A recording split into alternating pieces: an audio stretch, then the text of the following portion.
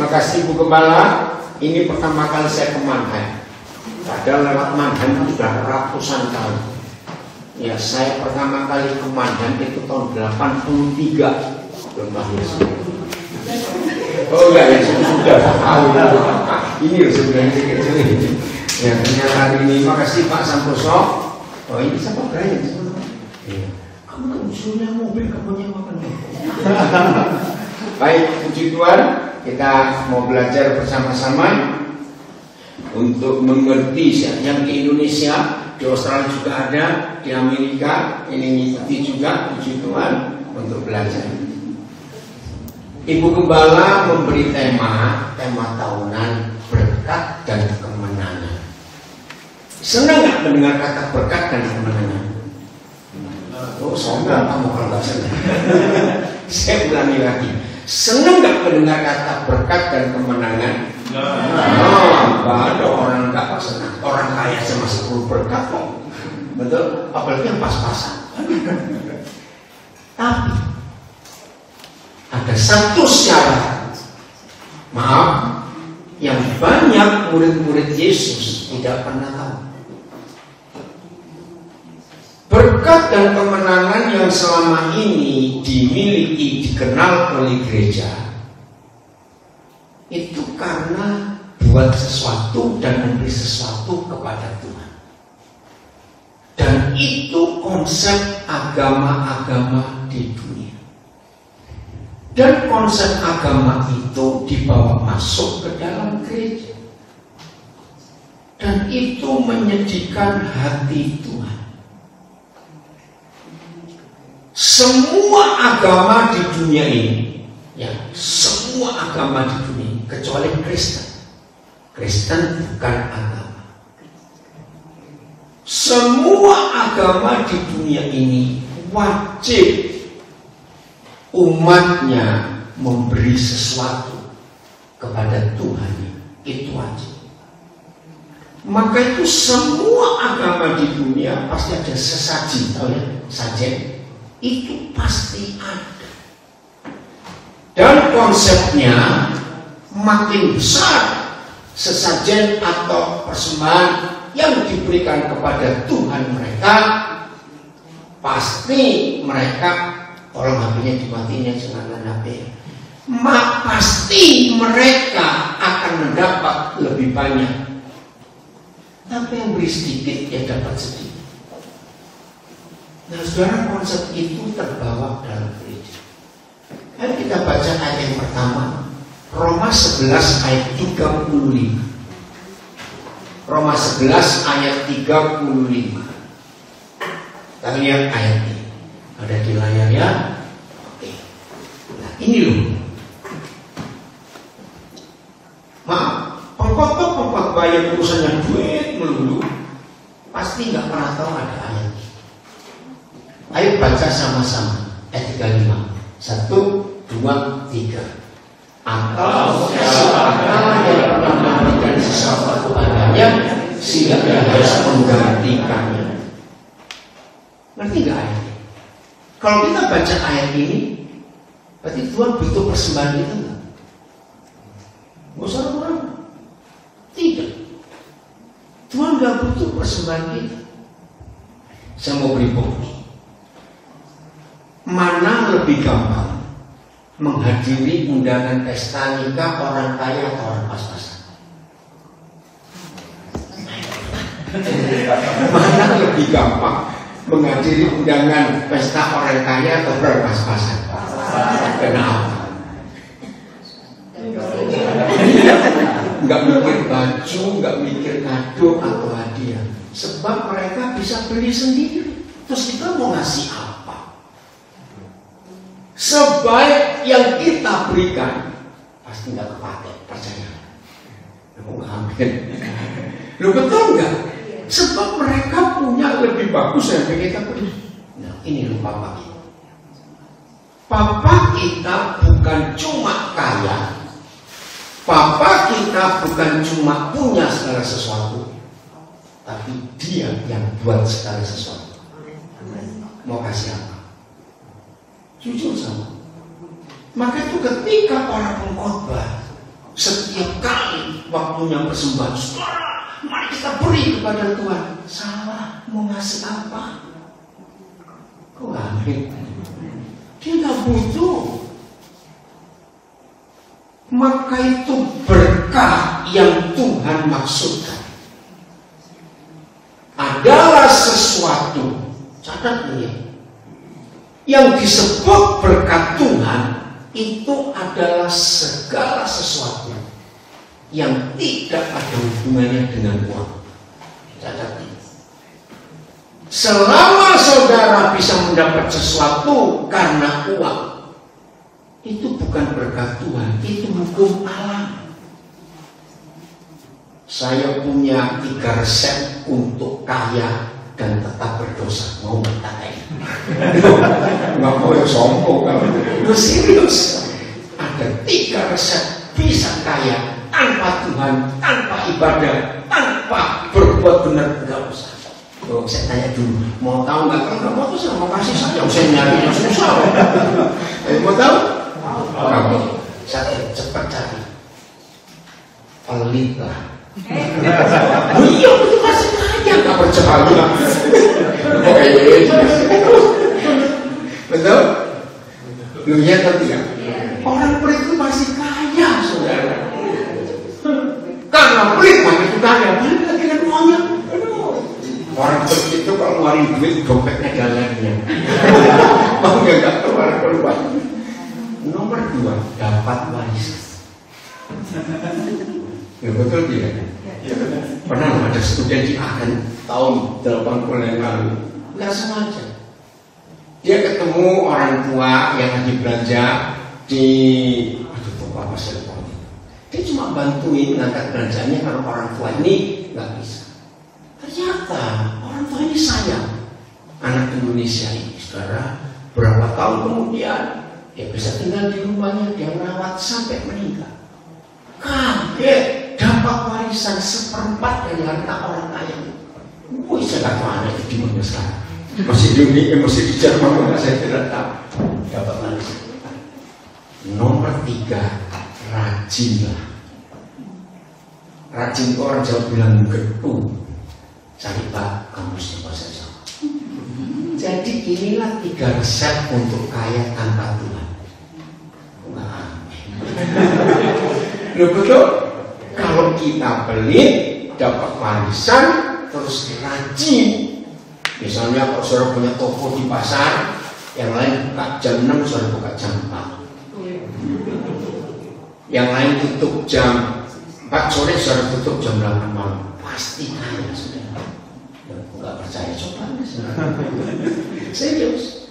Nah, maka itu mulai hari ini, jangan pernah berkata, wih dia diberkati loh, wih dia dapat berkat. Kenapa? Kaya. Ya, wih ini begini. Salah. Itu karena rajin. Nggak usah Tuhan pun tanya. Saya mau buktikan.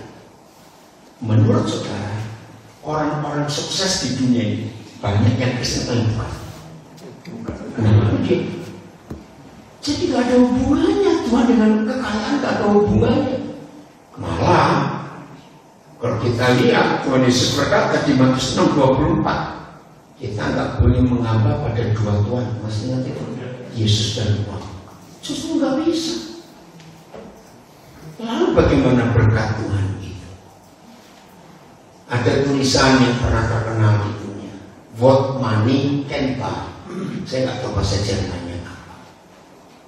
Uang bisa beli buku-buku yang mahal dan bahan-bahan pendidikan yang mahal, tapi uang nggak bisa membeli intelektual.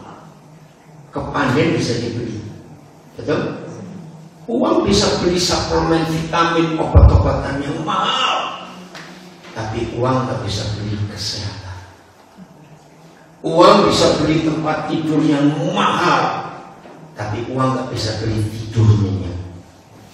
Uang bisa beli alat-alat hiburan, entertain yang apa saja, tapi uang nggak bisa beli bahagia dan sukacita. Betul nggak kalimatnya? Sampai hari ini nggak diketahui siapa yang pernah nulis, tapi dunia nggak ini. Mau kemana ya? Soal istri pada kemana? Enggak tanya mau kemana. Loh, bukan pintu nih, enggak mau saya. Enggak mau kesampaian, buka aja supaya nasi aja. Nanti bisa dengar ya? Tapi jangan banyak-banyak, saya nanti ada 2 kilo beras.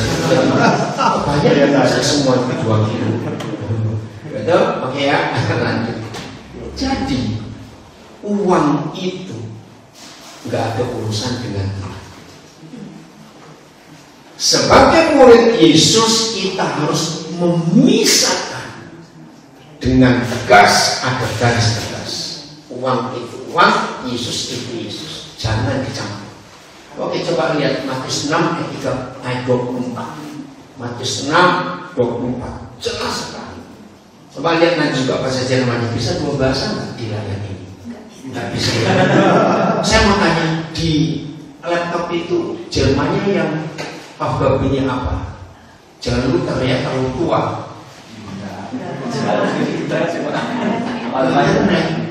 Oh, harusnya ada kali di Jerman, harus pakai bahasa Jerman. Ya, lihat ini ayat 24. Tak seorang pun dapat mengabdi kepada 2 Tuhan. Saya tadi kata Tuhan supaya jelas. Karena jika demikian ia akan membenci yang seorang, ini yang menakutkan. Ternyata hanya Tuhan Yesus satu-satunya pribadi yang berkata uang itu bukan barang, tapi pribadi seorang saudara. Berarti uang itu punya nyawa. Wih, ngeri sekali. Dan hanya Tuhan Yesus satu-satunya pribadi di seluruh alam semesta ini yang berkata uang itu setan. Tidak ada orang yang pernah berkata uang itu setan kecuali Tuhan Yesus. Dan saya bersyukur sudah bisa memasyarakatkan kata ini. Ini saya pakai Indonesia supaya kelihatan gede anak. Jadi anak-anak harus diajari, Ma, aku minta setan 20.000. Buat apa? Itu uang itu memang setan. Betul? Maaf ya, saya mau buktikan.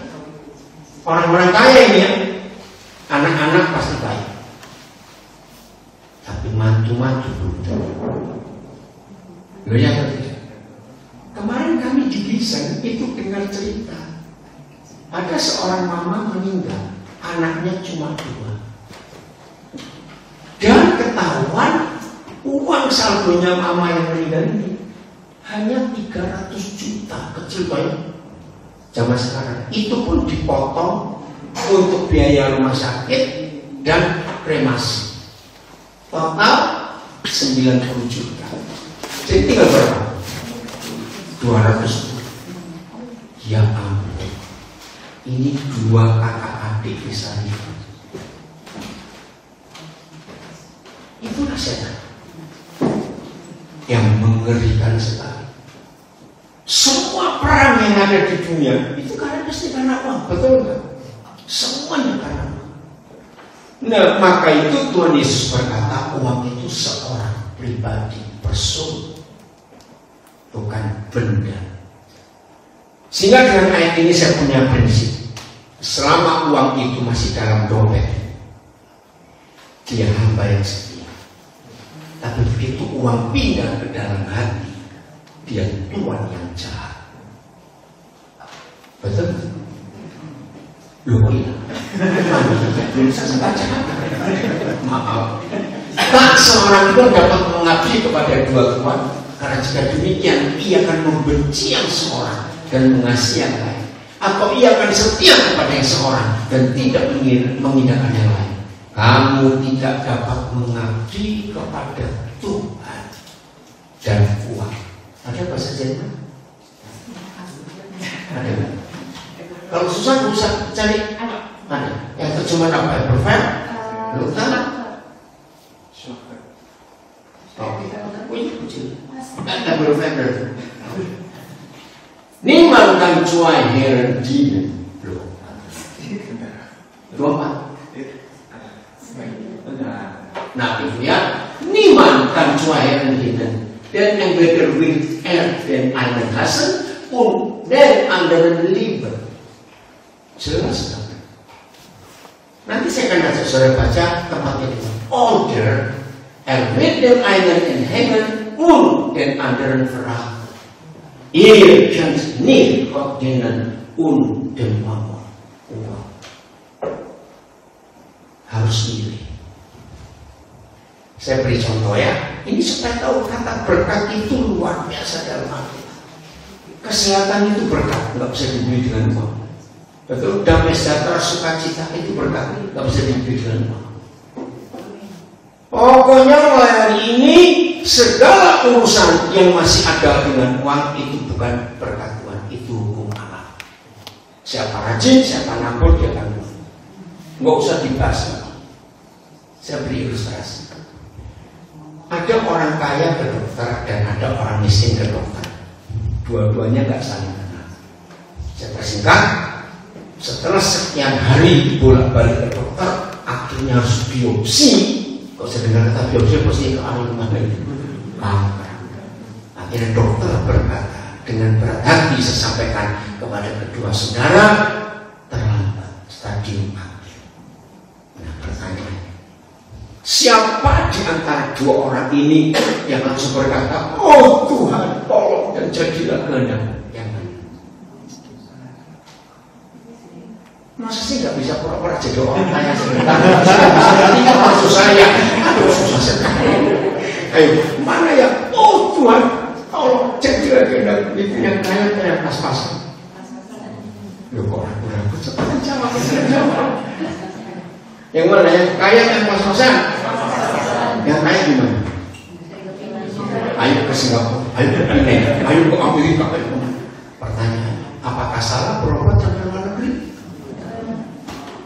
Lalu salahnya di mana? Ini loh. Ternyata orang yang uangnya banyak susah berharap Tuhan 100%. Karena uangnya akan ada-ada. Kok kamu gak pakai aku? Terus mau buat apa? Sebenarnya ini masalahnya. Saya senang. Nggak tahu di GBI Mannheim seringnya nih enggak. Satu-satunya yang kuandalkan. Pernah dengar apa itu? Satu-satunya yang kupercaya. Ya kok, saya yakin. Nyanyi lagu itu paling indah ketika nggak punya duit. Coba renungkan. Betul nggak? Kalau duit lagi banyak, jangan nyanyi lagu itu. Kenapa itu? Loh, setuju nggak saya ngomong ini, saudara? Karena uang ini memberi harapan. Lagi sekali tidak dosa jadi kaya, tidak. Tapi ini Tuhan. Renungkan. Saya ajak. Kalau ngajar gitu ya. Oke. Terus saya mau bahasa Indonesia di Jerman dulu ya. Kan ada dua pilihan, satu di antara dua. Nah, saya ingin saudara menempatkan yang pertama itu siapa? Den entweder will den einen hassen und den anderen lieben. Nah, saudara menempatkan yang pertama itu uang atau Yesus. Nah, apa ini belajar pilih? Yang pertama siapa? Yesus. Oke, perhatikan. Jadi den entweder will den einen hassen. Nah, ini kalau kita tempatkan Yesus, berarti kita ngapain dia? Enggak. Lalu siapa yang kita cintai? Uang. And under the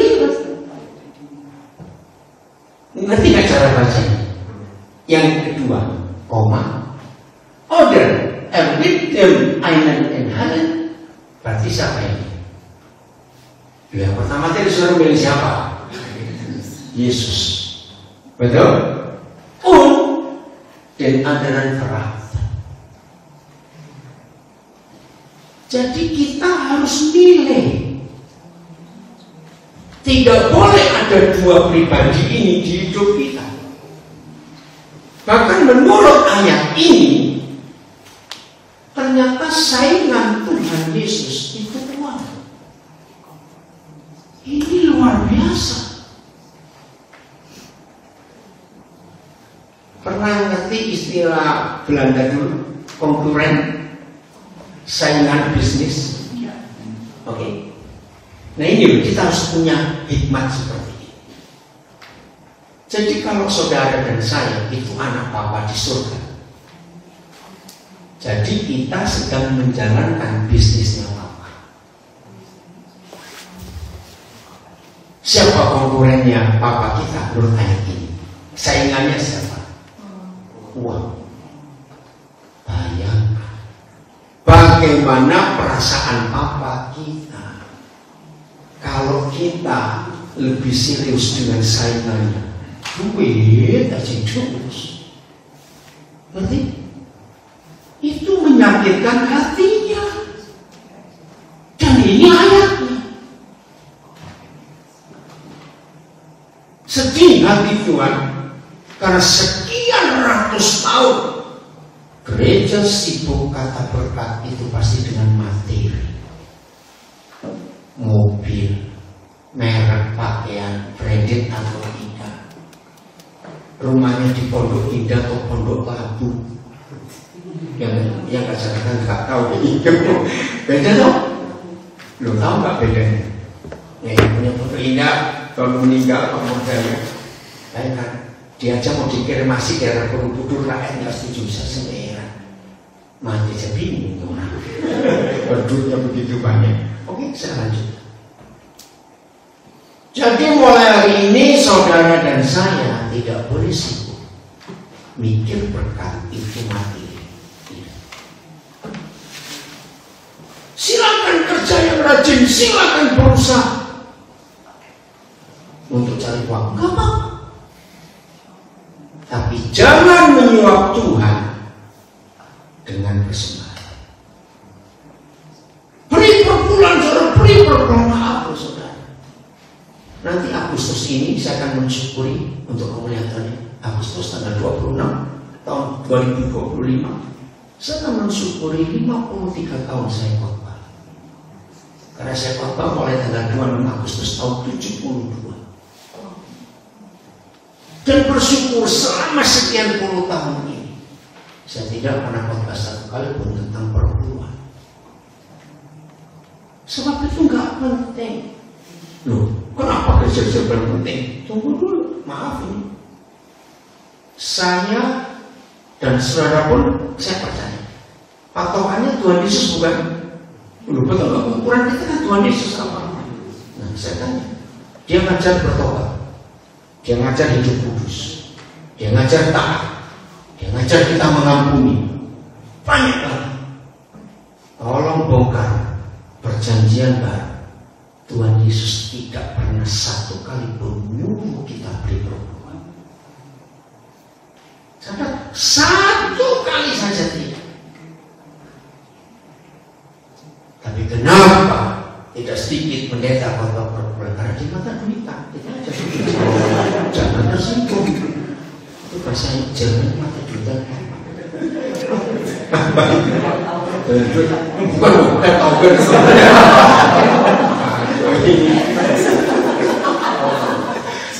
Ada istilah mata duita di Jerman. Serius itu saya lakukan. Oke, lanjut. 1 Timotius 6 ayat 5. Ya, 1 Timotius 6 ayat 5. Terserah Indonesia dulu, Jerman dulu silakan. Begitu jelas soal berkat itu bukan uang, bukan materi. Kita harus tahu. 1 Timotius 6 ayat 5.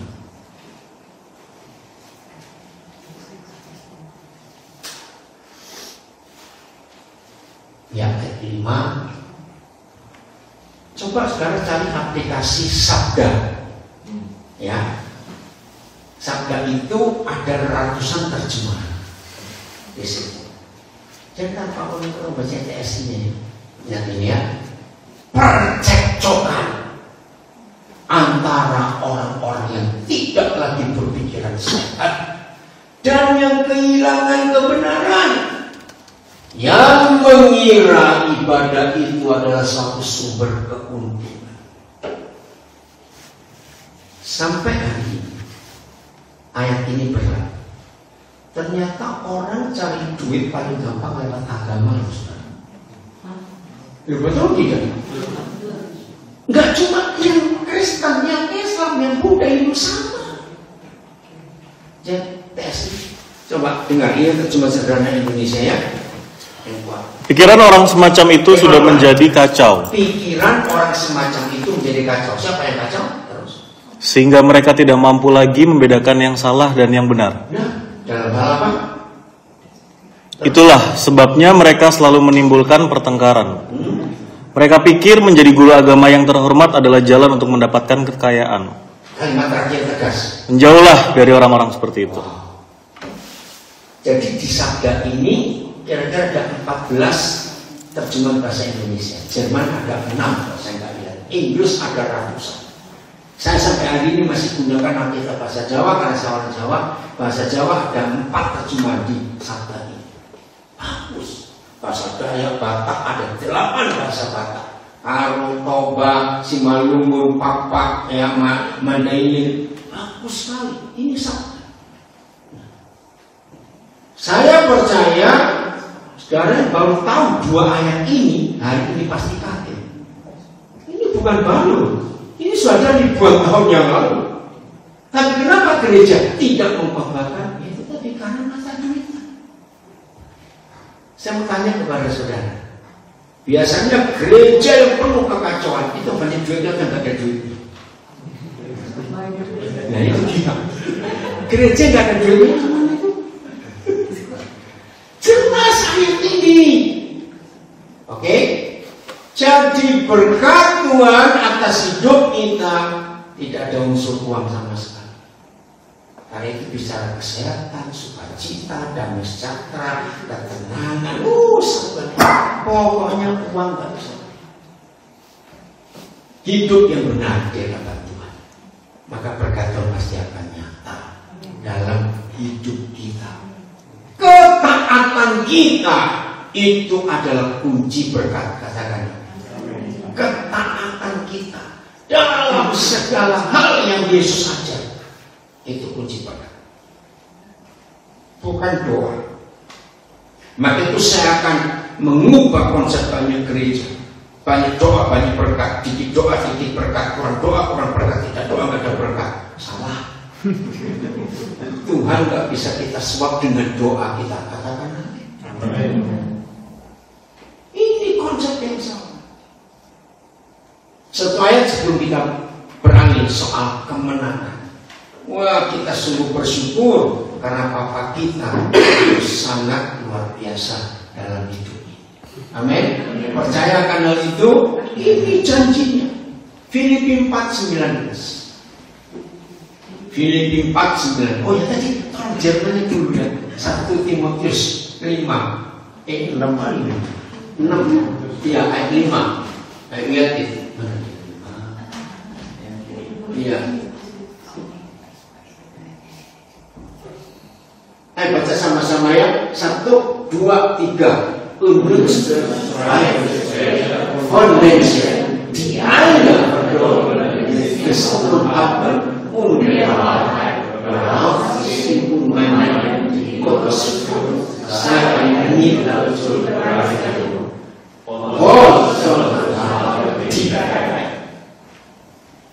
ini saya terjemahkan ke teks tadi.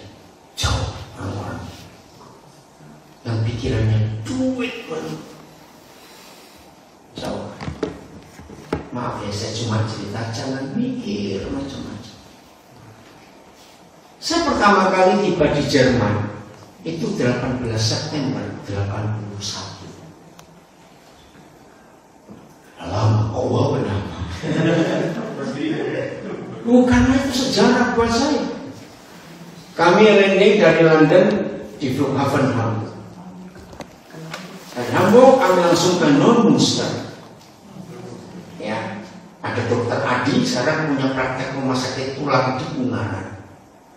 Dari situ kami dibawa ke Berlin.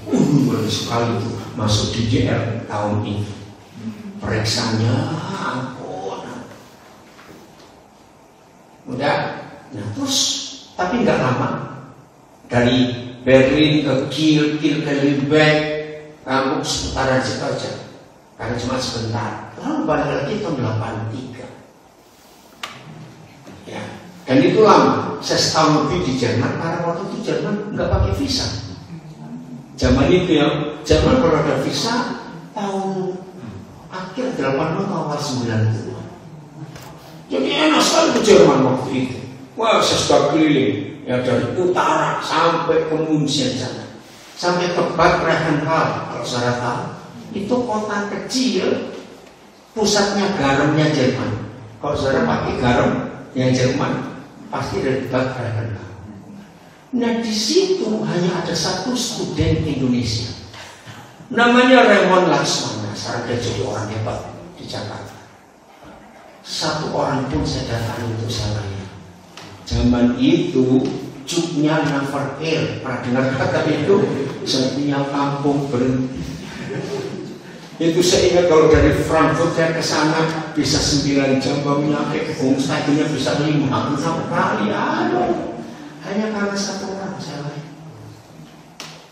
Nah saya cerita ini maaf ya saudara, sampai datang kali ini saya nggak tahu berapa ratus kali dengar. Saya belum pernah yang saya layani bayar tiket.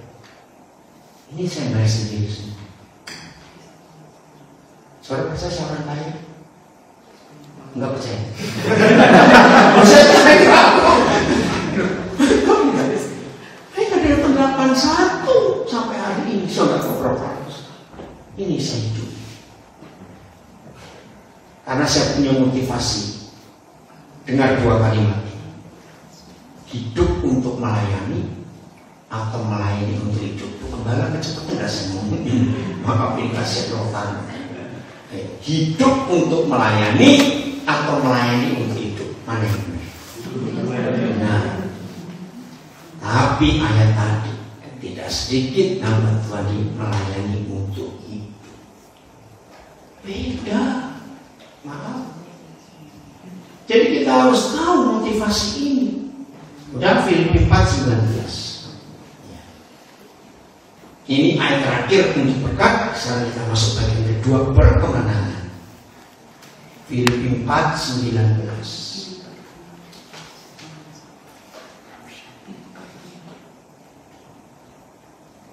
Kok bisa loh 2?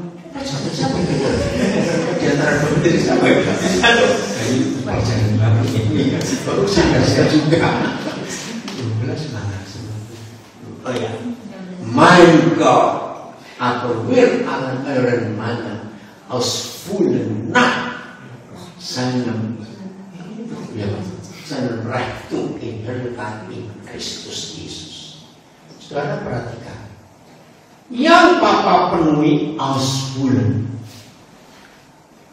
itu keinginan kita atau keperluan kita. Percaya ini.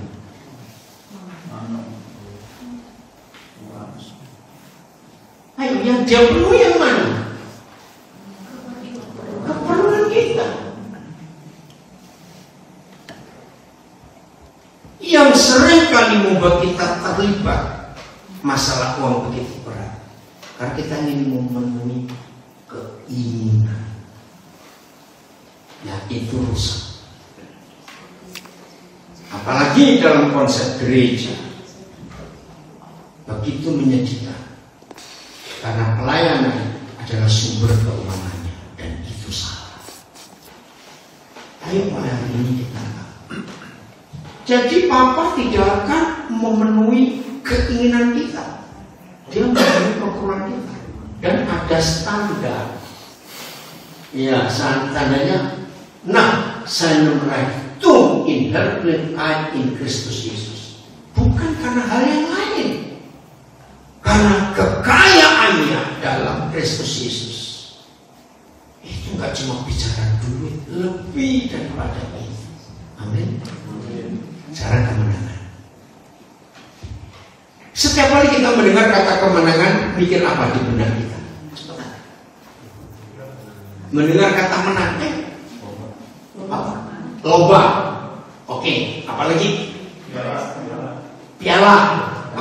apalagi menang cepat, berani. Apa ujian?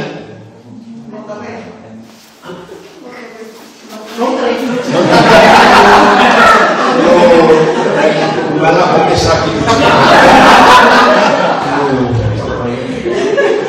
Jauh dong, ngomong berkah itu bukan uang lotre. Nggak apa-apa jangan gitu. Awas yang di rumah ngomong apa juga.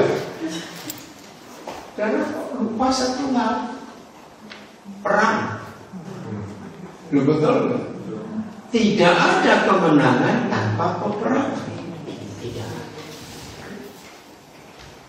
Nah, berkat dan kemenangan. Sekarang kita bahas kemenangan. Harus ada perang di hidup kita.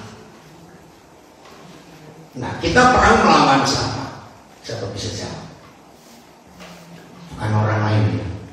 Hai suami musuhmu bukan istri. Hai istri musuhmu bukan suamimu. Ingat itu. Kita menang atas siapa? Suami. Ini siapa belum nikah?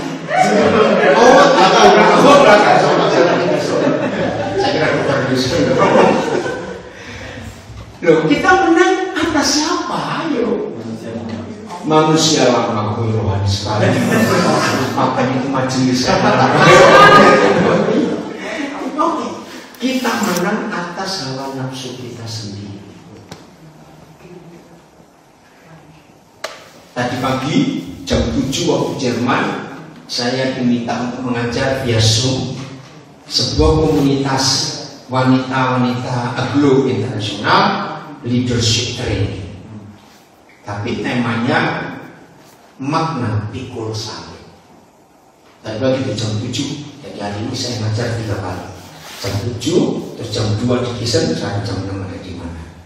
Malam ini kami akan ke Munchen. Terima kasih Brian, kamu saja berikan tiket. Ya, kami tiba jam 2.30 di Hauptbahnhof Munchen. Besok jam 10.30 saya khotbah. Jam 17.30 kami balik ke Amsterdam. Tanggal 30 hari Rabu balik ke Jakarta. Ya, tanggal 1, 2, 3, 4 ada plan di Jakarta. Tanggal 4 sore saya pulang ke Papua. Tanggal 8, 9 di Surabaya. 10, 11, 12 Mojokerto, Bojonegoro dengan Kediri. 13 saya terbang ke London. 18 Mei balik lagi ke Belanda. Ada bang?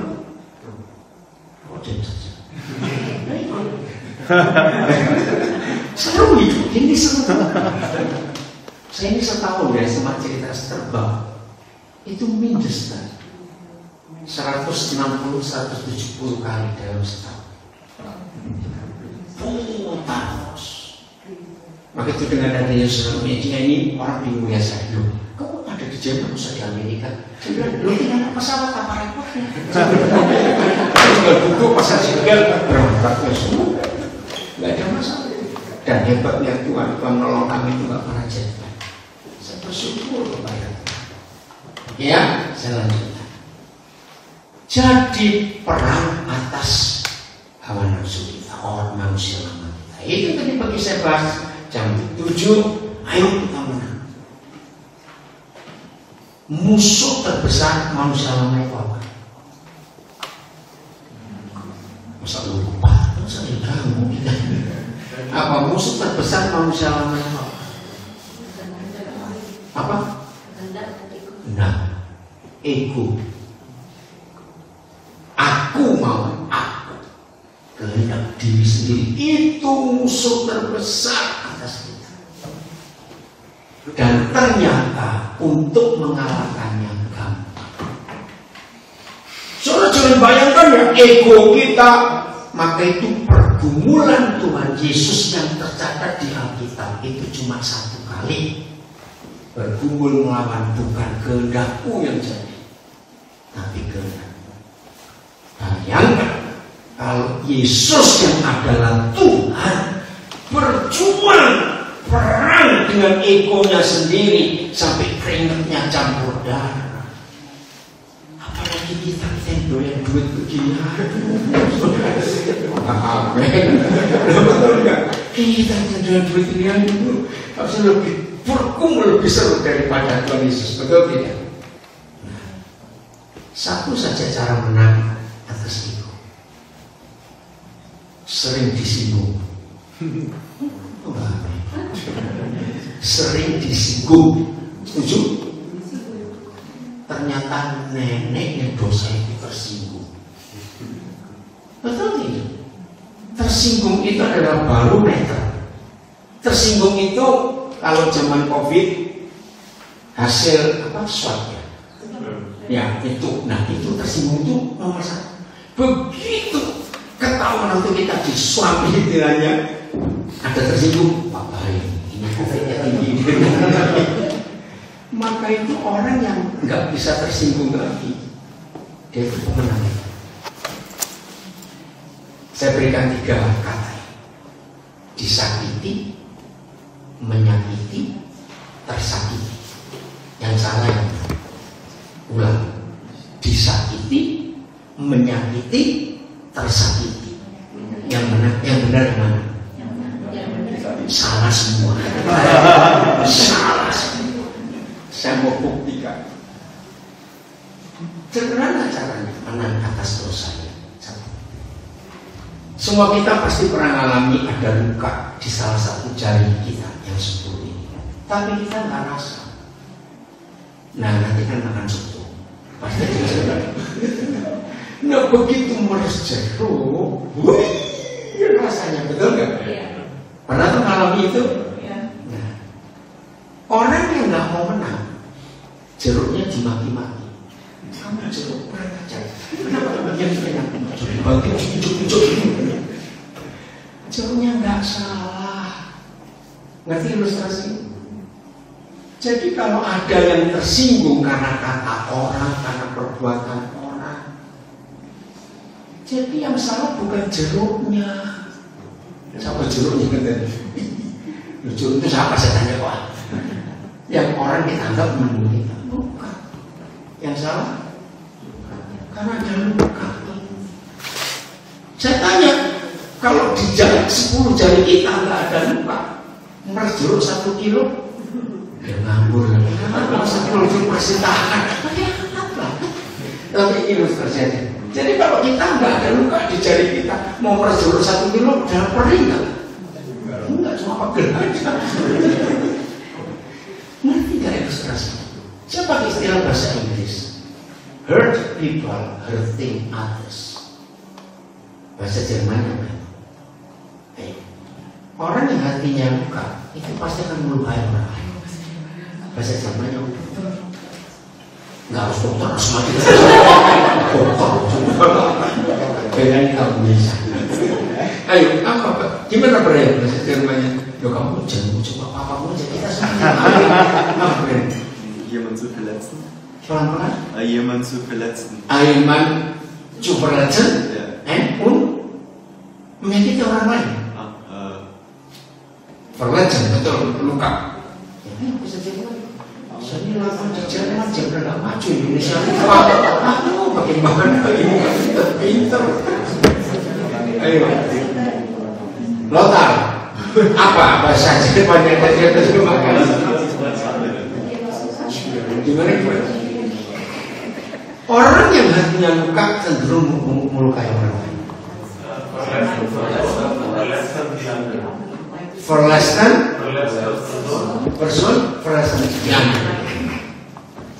itu pasti. Gembala, saya pernah jadi gembala hampir 14 tahun. Nah saya pesan, gereja itu rusak gara-gara orang suka tersinggung. Betul. Tersinggung dikit pindah gereja, terus saya dicari biarin. Terus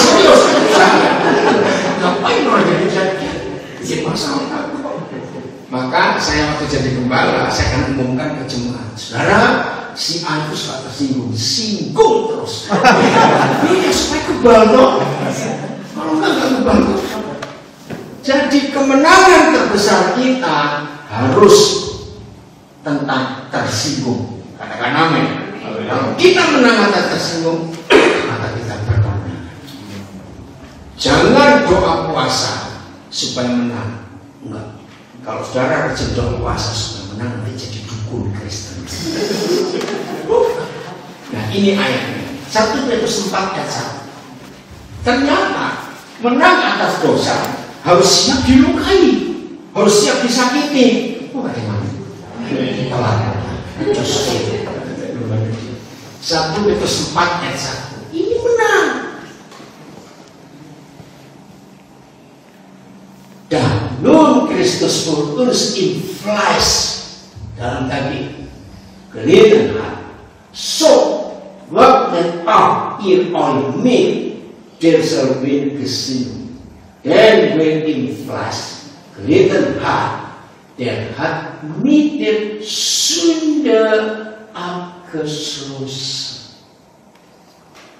Inilah satu-satunya ayat dalam seluruh Alkitab yang memberitahu kita kapan kita stop berbuat dosa. Ternyata bukan doa kelepasan, bukan doa puasa, tapi disakiti. Persenjataan ini musuh waktunya. Oh, ini there's a word ikuti yang Yesus lakukan. Itu berarti berbuat dosa. Maaf ya, dengan ayat ini saya nggak suka doa kelepasan. Karena doa kelepasan itu jalan pintas untuk menang atas dosa. Nggak bisa. Satu-satunya cara berhenti berdosa, sakit secara fisik. Saya beri contoh. Orang yang terikat rokok dan ingin lepas, itu nggak cuma didoakan. Yang paling merokok pasti kan. Begitu stop rokok, katanya ya saya nggak pernah merokok. Pertama mulutnya asam karena nggak ada nikotin. Lalu tulang katanya dicopotin semua, sakit semua. Begitu pula yang terikat dengan alkohol. Begitu pula terikat dengan drug narkoba. Maka itu ada kata sakam. Tahun 85 sampai tahun 89 Tuhan beri saya kesempatan pelayanan orang-orang narkoba.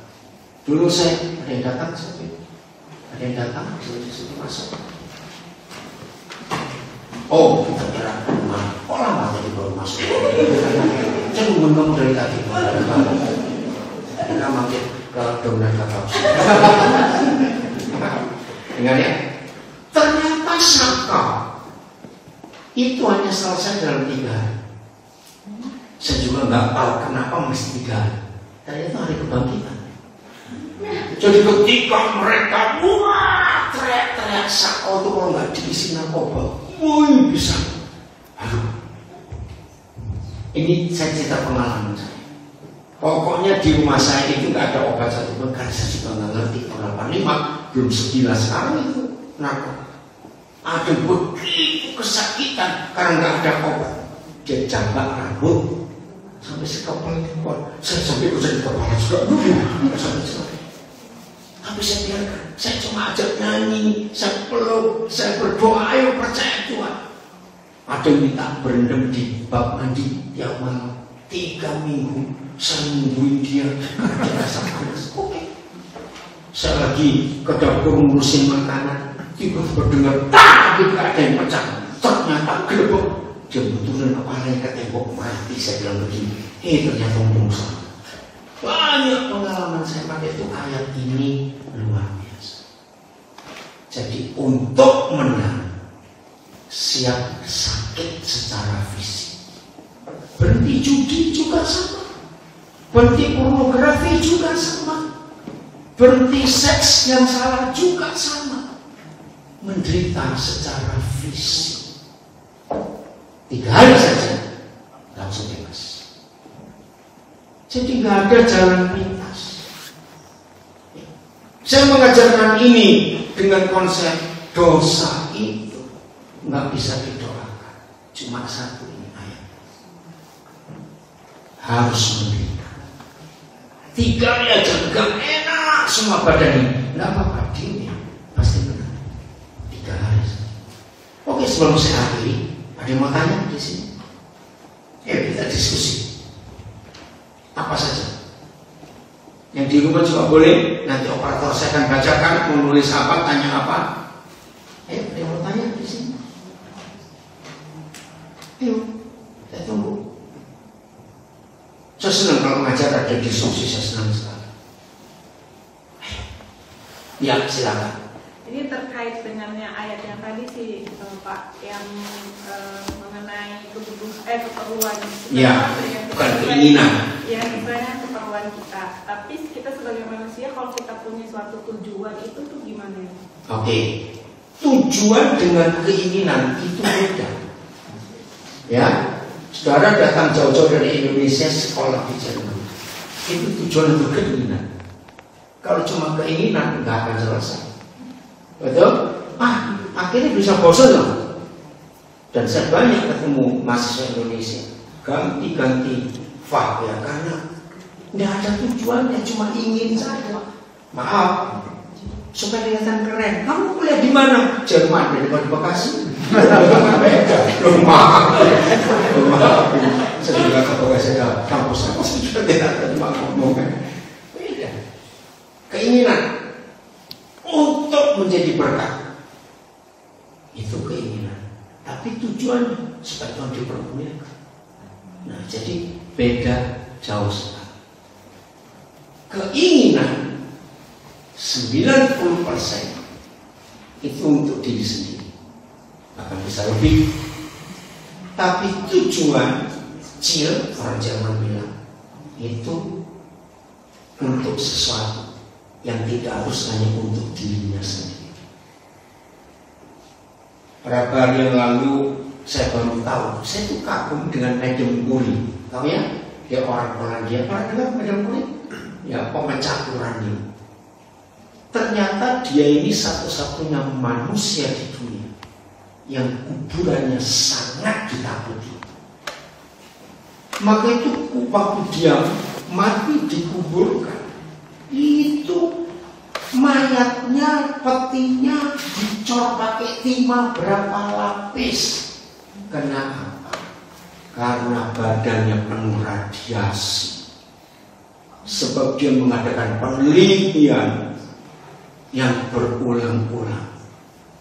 Maka itu dunia di antara semua ilmuwan, semua inventor, penemu, apa inventor bahasa Jermannya? Darwin.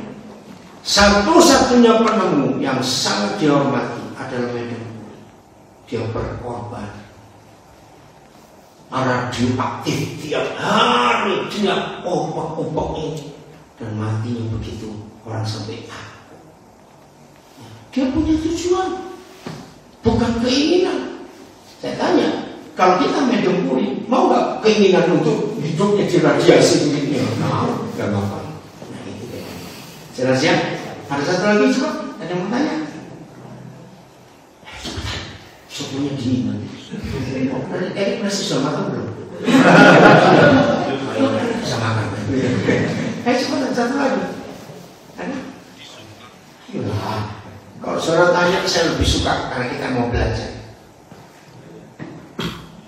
Apa? Saya mau tanya. Ya silakan. Sedikit dengar yang ada podcast Bapak waktu itu mengenai gereja-gereja di Indonesia. Oh, yang lebih korup daripada Senayan. Apakah memang kondisinya seperti itu sekarang? nggak cuma di Indonesia, seluruh dunia.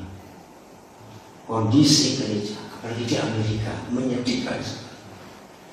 Yaitu tadi, karena orang menjadi kaya lewat agama itu paling gampang. Padahal istilah money laundering, pencucian uang, tahu nggak? Satu-satunya tempat paling aman cuci uang hasil kejahatan itu di agama, aman. Karena apa? Tuhan disuap. Tuhan jangan komen ya, duit ini untukmu, walaupun hasil kejahatan. Maka itu kenapa Itali pernah hancur, karena mafia-mafia cuci uang hasil kejahatan di dalam gereja. Dan itu terjadi sampai hari ini. Ternyata apalagi orang Indonesia banyak dibodohi karena agama. Ngeri sekali. Nah, kita harus tahu konsep ini. Jelas? Satu lagi. Ayo. Apakah mengajar perempuan itu salah berarti? Karena kan memang ada, maksudnya dari perjanjian lama memang ada satu pengajaran mengenai perempuan. Ya. Dan itu memang kalau kita lihat di perjanjian baru tidak ada penerapannya. Bukan penerapan, di surat saja tidak. Iya. Oke saja. Saudara tahu nggak orang Yahudi sampai hari ini nggak pernah memberi perpuluhan? Loh kalau nggak tahu bilang nggak tahu, saya nggak tahu. Ya bisa aja. Orang Yahudi walaupun yang ortodoks tidak pernah memberi perpuluhan sampai hari ini. Karena 3 alasan. 1. Hukum Musa mengatakan perpuluhan harus dibawa ke bait suci, diterima oleh para imam. Nah ini nggak ada, bait sucinya nggak ada, imamnya juga nggak ada. Yang ketiga, hukum Musa, perpuluhan itu bukan uang, tapi hasil tak panen dan ternak. Nggak ada urusan uang. Jadi nggak penting. Apalagi ketika banyak gereja perpuluhan makin mengancam lagi. Ada binatang, ada belalang, mengerikan. Saya pernah mengunjungi teman kecelakaan. Teman ini di rumah sakit, udah metan di Surabaya. Lagi ngomong-ngomong dengan teman saya, datang ke metan. Wih, saya marah. Coba saudara periksa 3 bulan terakhir ini perpuluhan saudara bagaimana? Orang dia sampai kecelakaan anak perempuan kurang ajar pendeta. Maaf loh saudara. Pernah dengar nggak seperti itu? Saya nggak mau papa saya di surga dianggap debt collector. Betul? Karena khotbah-khotbah perpuluhan itu menganggap Tuhan itu penagih utang. Enggak apa-apa kita nggak begitu. Maka itu gereja-gereja besar nggak akan berani mengundang saya karena perpuluhannya habis. Betul sampai hari ini karena konsep ini. Jelas saya. Kalau mau beri-beri nggak apa-apa. Pekerjaan Tuhan perlu duit, bukan Tuhan yang perlu duit. Ya, pekerjaan Tuhan perlu duit. Ayo kita support gembala kita ini untuk betul-betul bisa menjalankan pelayanan.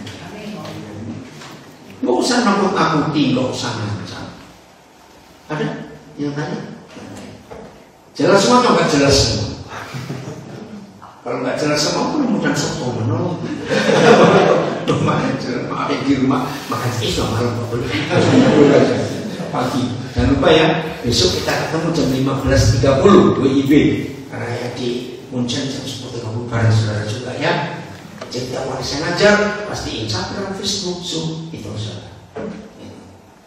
Saya berterima kasih pada COVID. Tahun COVID nggak ada gara-gara COVID.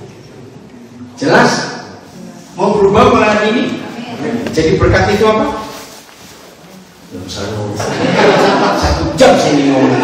Kemana pun nih. Berkat itu apa? Nggak ada hubungannya. Kemenangan itu apa? Perang melawan bukan kehendakku tapi kehendakmu yang besar. Amin. Tuhan memberkati kita semuanya. Tepuk tangan buat kita.